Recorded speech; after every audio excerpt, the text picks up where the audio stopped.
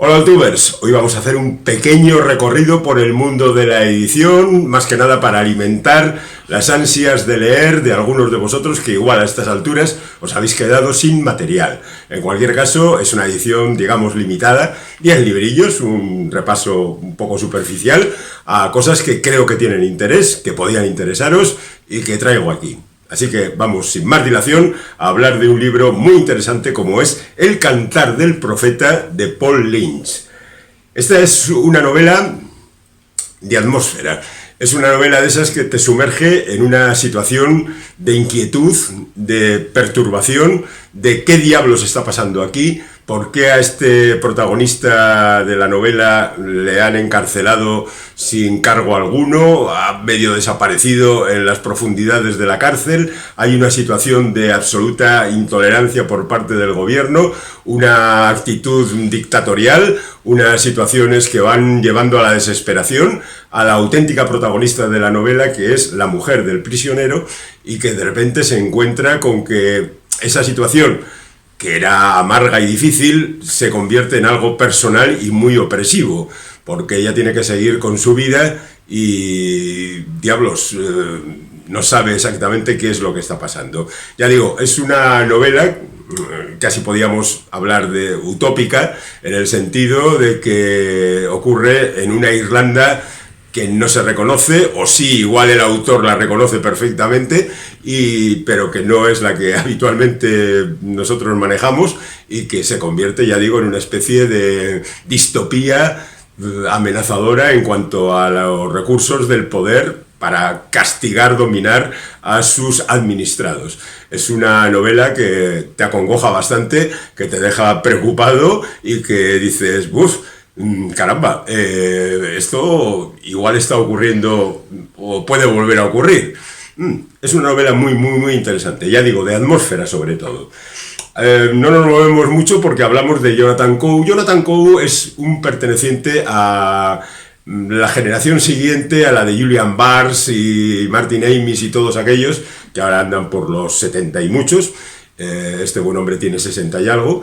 Y que de alguna manera recoge el testigo de sus hermanos mayores de una forma quizá un poco más liviana, pero igualmente interesante, trascendente, dedicada y como un autor bien conocedor de lo que está hablando. Ha retratado perfectamente a su generación, ha retratado perfectamente a la sociedad británica. Y aquí lo que hace en Burville, que es su último libro publicado entre nosotros, es lo que antes ha hecho en otros libros, ir contando detalladamente la historia de una zona.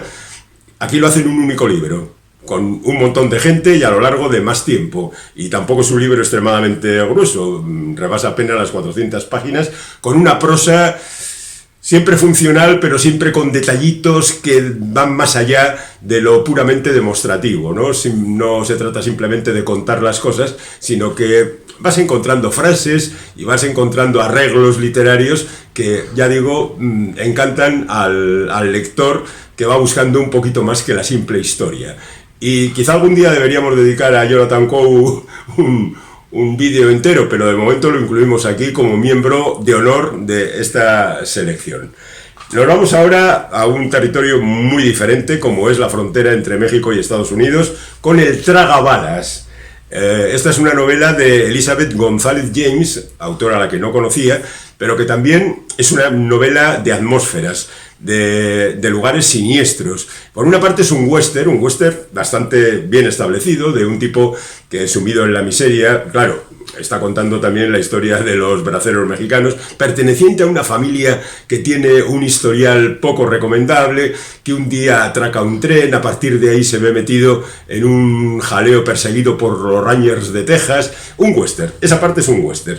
Por otra parte tenemos la historia de un artista de los años 60 que descubre la historia de su familia en un libro, digamos, maldito, y que está empeñado en llevarlo al cine. Y al mismo tiempo aparece un personaje que va saltando entre las dos épocas, finales del siglo XIX, mitad del siglo XX, y que es una especie de, bueno, digamos claramente que es la representación de la muerte.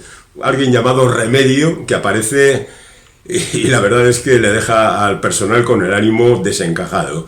Es una novela magnífica, yo la he leído y me parece que, no voy a decir que inaugura un nuevo género, porque estaría ya a mitad de camino entre el gótico andino y el gótico sureño, pero la verdad es que está contada con una reciedumbre, tanto en el western como en la otra parte, que merece mucho la pena.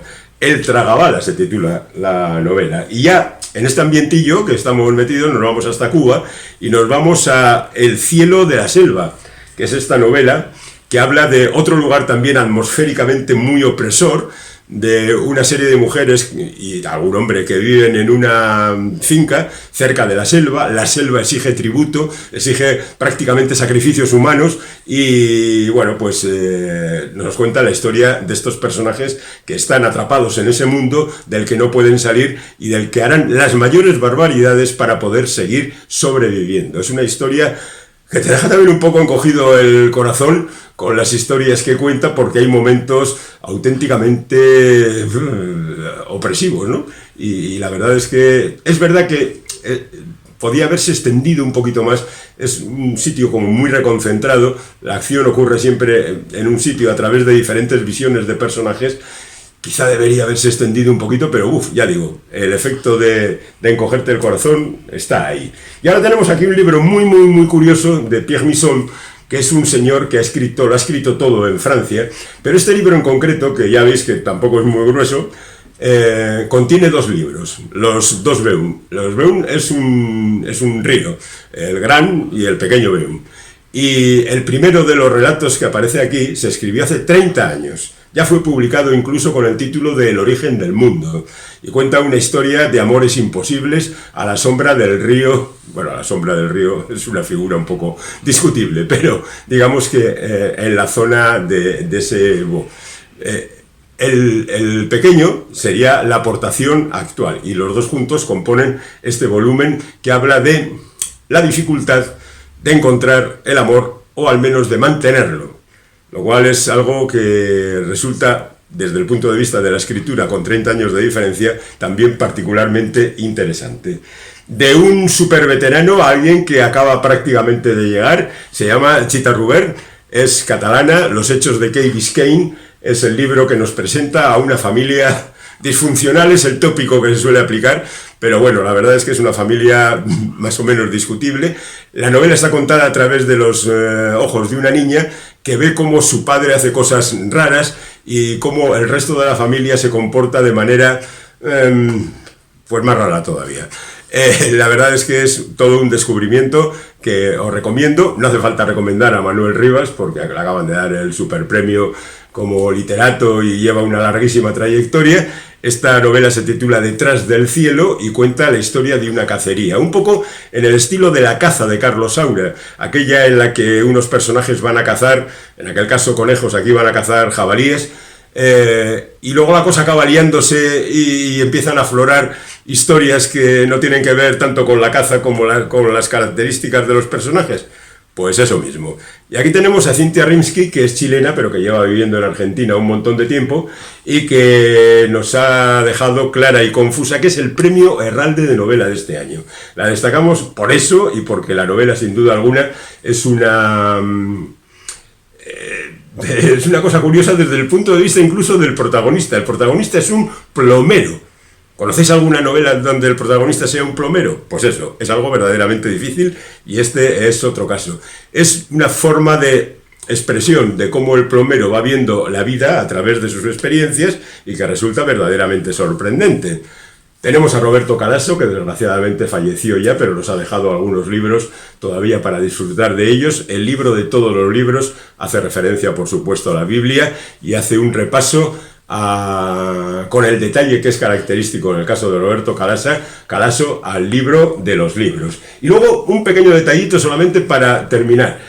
Es el número 1 de una colección que se titula Fundación Feltrinelli Anagrama, y es el archivo del editor Jorge Herralde, del que irán saliendo otros casos que irán ocupando otros volúmenes. Estas son las conversaciones a través de cartas entre Hans Magnus Ethelberger y el propio Jorge Herralde. Dos auténticos genios escribiéndose y hablándose de cosas que les interesan a ellos y que nos interesan también a nosotros.